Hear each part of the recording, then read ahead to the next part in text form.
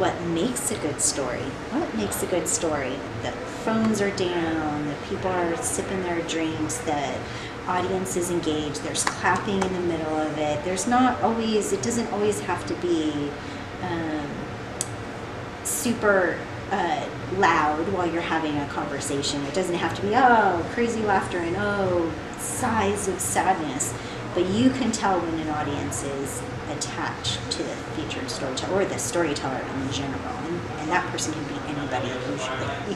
What I think people really enjoy about storytellers is you just don't know what somebody else's truth is, and you don't know who's going to be funny, you don't know if you're going to cry, you don't know if you're going to laugh or if you're going to feel uncomfortable.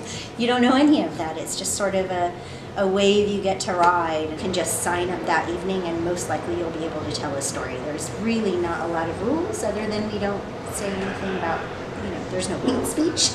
If you were, and I've never have in 3 years, I had to tell somebody to please vominos off the stage, but we have the option to speak our truth.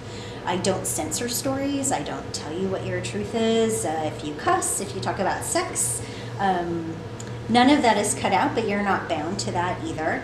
And I think a lot of times what keeps audience coming back is, and even storytellers coming back, is you don't know what you're going to hear. So if the conversation is Love Shack, if the topic is Love Shack, that could go anywhere from I made love in a shack to I love a shack. Like there's no way to say what those truths are. The anonymous questions. So whatever the topic is, I put out papers around the room that basically ask, what is your story? So you don't actually have to come up and tell a story, but you can write your story. You can write a little blurb about a truth that is for you, and then I'm able to read them. So you don't actually have to participate as a storyteller, but you can be an integral part of Storytellers.